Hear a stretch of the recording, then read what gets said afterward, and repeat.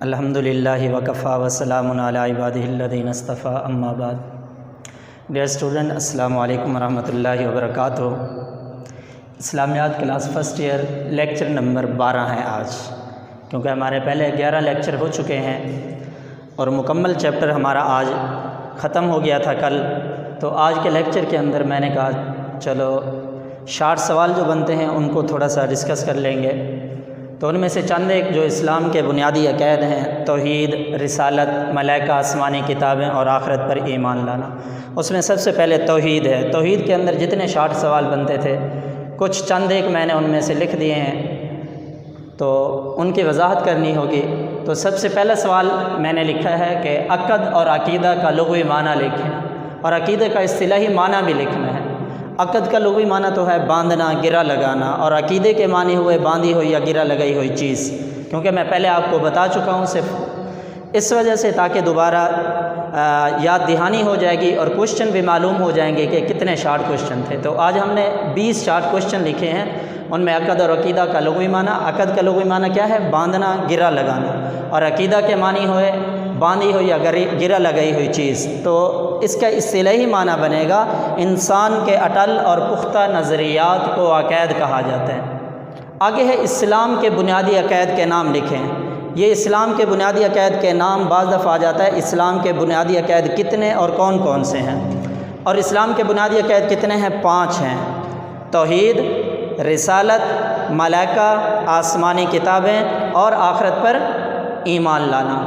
आगे अल्लाह के पैगम्बरों ने अपनी तबलीग का आगाज़ किस काम से किया? आप देखें, जितने भी पैगम्बर अलैहिस्सलातु वस्सलाम दुनिया के अंदर आए हैं, हज़रत आदम अलैहिस्सलातु वस्सलाम से लेकर हुज़ूर अलैहिस्सलातु वस्सलाम तक, सब ने अपनी तबलीग का आगाज़ जो है वो अक़ीद की इस्लाह से किया। हत्ता के सैयद दो आलम हज़रत मोहम्मद सल्लल्लाहु अलैहि वसल्लम ने भी जब तबलीग का आगाज़ किया तो इस अक़ीद की इस्लाह से शुरू किया। कितने सवाल हो गए? 3 सवाल। चौथा सवाल है इस्लाम के बुनियादी अक़ीद कितने और कौन कौन से? ऊपर इस्लाम के बुनियादी अक़ीद के नाम लिखें, या यहाँ दोबारा लिख दिया, वही मैंने जो बताया कि बाज़ दफ़ा इस तरह पूछा जाता है इस्लाम के बुनियादी अक़ीद कितने और कौन कौन से हैं। ऊपर लिख दे इस्लाम के बुनियादी अक़ीद के नाम लिखें, यहाँ पर कितने आपने बताना है। इस्लाम के बुनियादी अक़ीद 5 हैं और वो दर्ज झैल हैं, आगे बता देना। कुरान मजीद की रूह से बड़ी नेकी से क्या मुराद है? वलाकिन्नल बिर्रा मन आमना बिल्लाहि वल यौमिल आखिर वल मलाइकति वल किताबि वन नबिय्यीन, ये जो आपके किताब के अंदर आयत लिखी हुई है उस आयत का तर्जमा है। लेकिन बड़ी नेकी तो ये है जो ईमान लाए अल्लाह ताला पर। वलाकिन्नल बिर्रा मन आमना बिल्लाह वल यौमिल आखिर, यौम आखिरत पर, वल मलाइका और फरिश्तों पर, वल किताब और तमाम इलामी किताबों पर, वन नबिय्यीन और तमाम पैगम्बरों पर। यानी कुरान मजीद की रूह से बड़ी नेकी से क्या मुराद है? तो उस आयत का तर्जमा लिखना है जो हमारी किताब जो है उसके मेन पेज पे, पहले पेज पे वलाकिन्नल बिर्रा मन आमना बिल्लाह वाली आयत लिखी हुई, उसका तर्जमा है। आगे इस्लाम का पहला अक़ीदा कौन सा है, उसका लुग़वी इस्तिलाही माना बताएं। देखें, इस्लाम का पहला अक़ीदा अक़ीदा तौहीद है। उसका लुग़वी माना क्या है? तौहीद के लुग़वी मानी है एक मानना, यकता जानना। इस्तिलाह के अंदर कहते हैं सबसे बरतर व आला सारी कायनात की खालिक मालिक हस्ती पर ईमान लाना और उसी को इबादत के लायक समझना। क्या है? इस्लाम का पहला अक़ीदा कौन सा है, उसका लुग़वी इस्तिलाही माना लिखें। इस्लाम का पहला अक़ीदा अक़ीदा तौहीद है। अक़ीदा तौहीद का लुग़वी माना क्या है? तौहीद के लुग़वी मानी है एक मानना, यकता जानना, यानी अल्लाह को ज़ात के अंदर भी, सिफ़ात के अंदर भी, सिफ़ात के तकाज़ों में भी एक मानना है। आगे क्या है इस्तिलाही माना? कि सबसे बरतर वाला सारी कायनात की खालिक मालिक हस्ती पर ईमान लाना और उसी को इबादत के लायक समझना। ये हो जाएगा इस्लाम का पहला अक़ीदा और उसका लुग़वी इस्तिलाही माना। छठा सवाल है। आगे 7वां सवाल है वजूद बारी ताला के मुतल्लिक़ कुरानी आयत का तर्जमा लिखें। आप मुख्तलिफ़ आयतें पढ़ सकते हैं। इन्न फ़ी ख़ल्क़िस समावाति वल अर्दि वख्तिलाफ़िल लैलि वन नहार, के बेशक ज़मीन और आसमान का पैदा करना, रात और दिन का मुख्तलिफ होना, लायातिल लिउलिल अलबाब, अक़ल वालों के लिए निशानियाँ हैं। या अफ़िल्लाहि शक्कुन फ़ातिरिस समावाति वल अर्द, क्या अल्लाह की ज़ात में शुबह है जिसने बनाया आसमान और ज़मीन। या इन्ना कुल्ला शिन खलक़नाहु बिक़दर, कि हमने हर चीज़ को एक ख़ास अंदाज़े से पैदा किया। یعنی کوئی سی وجود باری تعالیٰ کے متعلق قرآن آیات کا ترجمہ لکھیں، ایک آیت لکھیں تو ویسے تو میں نے آپ کو بتایا تھا کہ چند ایک ان میں سے کم از کم 5 آیتیں بندہ یاد کر لے، ان میں سے بعض دفعہ 2 پوچھ لیں گے، 3 پوچھ لیں گے، 1 پوچھ لیں گے، تو وجود باری تعالیٰ کے متعلق قرآن آیت کا ترجمہ لکھیں۔ آگے سورہ اخلاص کا ترجمہ لکھیں۔ سورہ اخلاص ہے کون سی؟ ماشاءاللہ ویسے تو بڑی اچھی بات ہے، ہمارے بڑے بڑے لوگ جو اسمبلیوں کے اندر بیٹھے ہیں ان سے پوچھا گیا کہ سورہ اخلاص جو ہے سورہ اخلاص سنا دیں۔ بعض لوگ ایسے بھی ہوتے ہیں کہ آپ پوچھیں کہ سورہ اخلاص کون سی ہے، ان کو معلوم بھی نہیں ہے سورہ اخلاص کہتے کسی کو۔ چلو یہ تو ٹھیک ہے، ان کو بتا دیا کہ ان کو کہا گیا سورہ اخلاص سنا دو، قل هو اللہ احد۔ ہمارے ماشاءاللہ بہت بڑے وزیر تھے یا اس کے علاوہ بہت بڑے وکیل بھی تھے، ان سے بھی یہ سورہ سنی گئی تو ان کو یہ سورہ اخلاص تک نہیں آتی۔ اصل چیز یہ نہیں ہے کہ ہم بڑے عہدوں پر جا کر بیٹھ جائیں، انسان تو ہے، انسان کے پاس عہدہ ہے، ڈگری ہے، گاڑی ہے، بینک بیلنس ہے، سب کچھ ہے، لیکن مرنے کے بعد خدا کی قسم اگر دیکھا جائے تو یہ ڈگری بھی ادھر رہ جائے گی، گاڑی بھی ادھر رہ جائے گی، بنگلہ بھی ادھر رہ جائے گا، حلال حرام سے کمایا ہوا پیسہ بھی یہاں رہ جائے گا۔ انسان کے جسم کے اوپر جو کپڑے ہیں وہ بھی اتار لیے جاتے ہیں، حتیٰ کہ صرف سفید کپڑا جسے کفن کہتے ہیں وہ ساتھ جاتا ہے، یہ انسان کے اعمال ہوتے ہیں جو انسان کے قبر کے ساتھ جاتے ہیں، باقی سب کچھ یہاں۔ حتیٰ کہ آپ دیکھیں ہمارا کوئی اپنا فوت ہوتا ہے، قریبی والد فوت ہوتا ہے یا والدہ فوت ہوتی ہے، ابھی ہم جنازے پہ بیٹھے ہوتے ہیں، ہماری ڈسکس پہلے شروع ہو جاتی ہے جائیداد کی تقسیم کے بارے میں، مختلف اعتبار سے ہم اپنی باتوں کے اندر لگ جاتے ہیں، تو ان سے سورہ اخلاص سنی گئی تو ان کو سورہ اخلاص تک نہیں ہے۔ قل هو اللہ احد اللہ الصمد لم یلد ولم یولد ولم یکن لہ کفوا احد، اس کا ترجمہ تو دور کی بات، ان کو سورہ اخلاص پڑھنا تک نہیں ہے، وہ کیسے آگے جا کر ہم حساب دیں گے؟ سورہ اخلاص کیا ہے؟ قل هو اللہ احد، کہہ دیجئے اللہ ایک ہے، اللہ الصمد، اللہ بے نیاز ہے، لم یلد ولم یولد، نہ وہ کسی کی اولاد ہے نہ اس کی کوئی اولاد ہے، ولم یکن لہ کفوا احد، نہ ہی اس کا کوئی ہمسر ہے، یعنی نہ اس کا کوئی برابر کا ہے۔ یہ سورہ اخلاص کا ترجمہ ہو جائے گا۔ 8واں سوال، 9واں سوال کیا ہے؟ توحید کی اقسام کے نام لکھیں۔ توحید کی اقسام: ذات میں توحید، صفات میں توحید، صفات کے تقاضوں میں توحید۔ توحید کی 3 اقسام ہیں، ذات میں توحید، صفات میں توحید، صفات کے تقاضوں میں توحید۔ آپ دیکھیں آگے یہ سوال میں نے ساتھ لکھ دیا، جس طرح ان 2 کو برابر کر دیا تھا، اسلام کے بنیادی عقائد کتنے اور کون کون سے، چلو یہ ایک سوال ہو جائے گا، اور یہ جو ہے یہ ہمارا 10واں سوال کر لیں۔ چلو عقیدہ توحید کے مرتب ہونے والے اثرات کے نام لکھیں، یہ الگ سوال کر لینا، وہ کون سے ہیں؟ عقیدہ توحید کے مرتب ہونے والے اثرات کے نام: عزت نفس، انکسار، وسعت نظر، استقامت و بہادری وغیرہ، وہ جو مکمل ہیں ان کے صرف ہم نے نام لکھنے۔ آگے ہے ذات میں توحید سے کیا مراد ہے، یعنی اللہ تعالیٰ کی ذات کے اندر جب ہم نے اللہ کو مان لیا، اللہ کی ذات کے اندر اللہ تعالیٰ تنہا اکیلا ہے، ذات میں توحید سے کیا مراد ہے؟ آپ دیکھیں قل هو اللہ احد اللہ الصمد لم یلد ولم یولد ولم یکن لہ کفوا احد، آپ اس کے اندر دیکھ لیں کہ اللہ رب العزت نے ذات میں توحید کے متعلق کیا بتایا ہے۔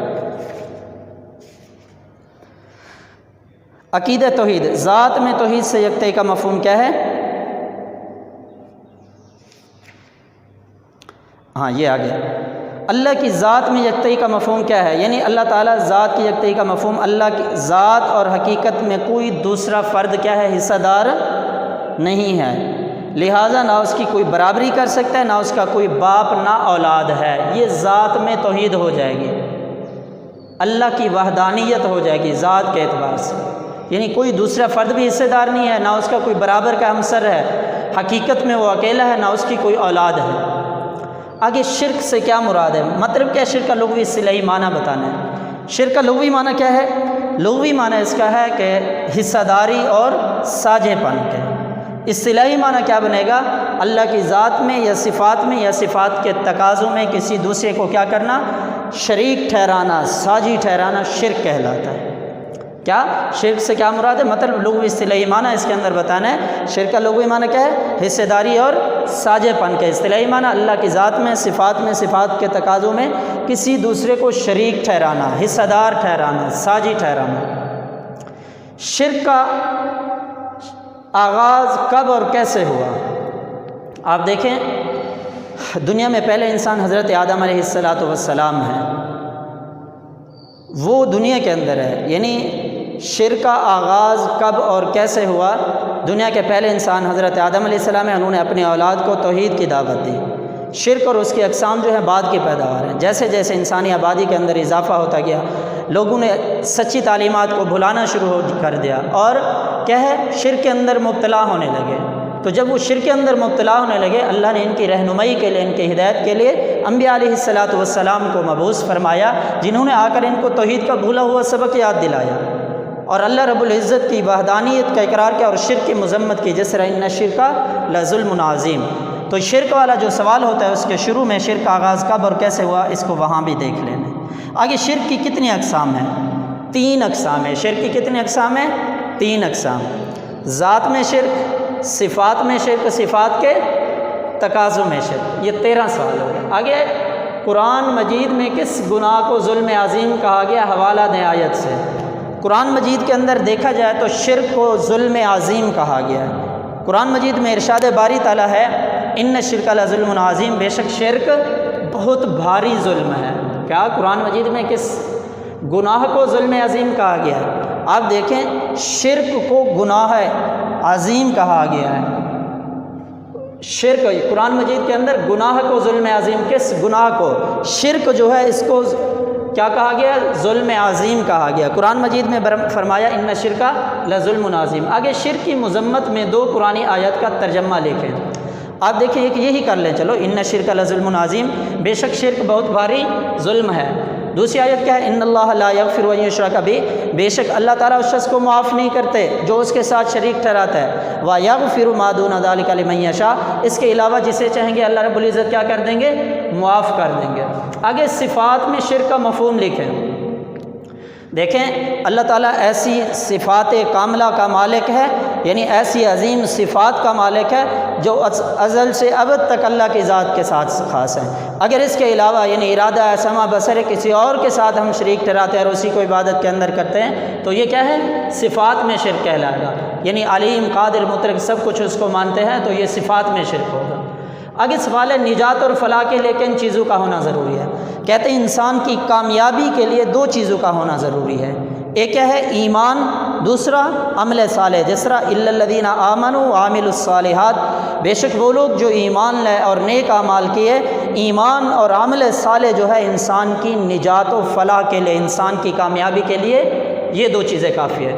عقیدہ توحید کس بات کا تقاضا کرتا ہے؟ عقیدہ توحید جو ہے اس بات کا تقاضا کرتا ہے کہ نیک اعمال بجائے لا جائیں اور برے اعمال سے بچا جائے۔ عقیدہ توحید ہم سے اس بات کا تقاضا کرتا ہے۔ آگے لیس کمثلہ شیء، اس کا ترجمہ یعنی اللہ کی مثل کوئی چیز نہیں ہے۔ لیسا نہیں ہے، کمثلہ اس کی مثل، شیء کوئی بھی چیز۔ آگے صفات کے تقاضوں میں شرک سے کیا مراد ہے؟ دیکھیں، صفات کے تقاضے، جب ہم نے اللہ کو قادر مطلق ذات، خالق، مالک، رازق، قادر مطلق سب کچھ اللہ کی ذات کو مان لیا تو ہماری عبادت و بندگی کا رخ بھی اللہ کی ذات کی طرف ہونا چاہیے۔ اگر ہم اللہ کو قادر مطلق کیا ہے، اللہ کو صفات کے تقاضوں میں کیا ہے، شریک ٹھہراتے ہیں۔ مثال کے طور پر کسی چیز کو ہم نے سورج ہے، چاند ہے، ان چیزوں کو ہم نے کیا ہے اللہ کی کائنات نہیں سمجھتے بلکہ ان کی عبادت کر دیتے ہیں تو یہ شرک کے اندر آئے گا۔ حالانکہ اللہ رب العزت کیا فرماتے ہیں؟ صفات کے تقاضوں میں شرک کیا ہے کہ جب ہم نے خالق، مالک، رازق اس کو مان لیا، اگر اس کے علاوہ کسی اور کے ساتھ ہم اس طرح کرتے ہیں، اس کو اپنی عبادت کے لائق سمجھتے ہیں تو یہ اللہ کی ذات کے اندر شرک ہو جائے گا۔ تو کیا ہے یہ اسلام کے بنیادی عقائد میں سے جو پہلا عقیدہ تھا، عقیدہ توحید، اس میں سے یہ 20 شارٹ کوشچن لکھے ہیں، یہ آپ نے صحیح طریقے سے مکمل یاد کر لینے اور اپنے پاس یہ کیا کر لینے، لکھ لینے ہیں۔ کیونکہ اگر آپ کتاب کھولیں گے آپ کو یہ کوشچن کے لیے تو آسانی ہوگی کہ اس کے اندر کون کون سے کوشچن ہیں۔ کتاب کے اندر اگر آپ ڈھونڈ لیں آپ کو یہ کتاب کے اندر سارے کوشچن مل جائیں گے اور اپنے پاس ایک کیا کر لینا ہے، نوٹس بنا لینا ہے، اپنے پاس یہ کوشچن لکھ لینا ہے۔ کیونکہ کل ہم نے رسالت والا ٹاپک شروع کرنا ہے، اسلام کے بنیادی عقائد میں سے ہم نے جب یہ شروع کیا تو اس کے اندر یہ 20-60 سوال بنے۔ کل سے ہم نے رسالت، آگے ملائکہ آسمانی کتابیں، ان کے اندر جو 60 سوال ہیں کل انشاءاللہ وہ لکھوائیں گے۔ آگے آخرت والا بھی ٹاپک رہتا ہے، تو پہلے چیپٹر کے ہم نے مکمل جو 60 سوال ہوں گے وہ لکھوانے ہیں، آپ نے اپنے پاس ان سب کو محفوظ کر لینا ہے۔ تو اس وجہ سے اسلام جو اسلامیات کا پہلا چیپٹر ہے وہ ہمارا اختتام پذیر ہوا۔ اس کے بعد ہم نے شارٹ کوشچن شروع کیے، انشاءاللہ 2 دن تک یہ چیپٹر ختم ہوگا تو آگے دوسرے چیپٹر شروع کریں گے۔ اللہ تعالی ہمیں اس پر عمل کرنے کی توفیق عطا فرمائے۔ السلام علیکم ورحمۃ اللہ وبرکاتہ۔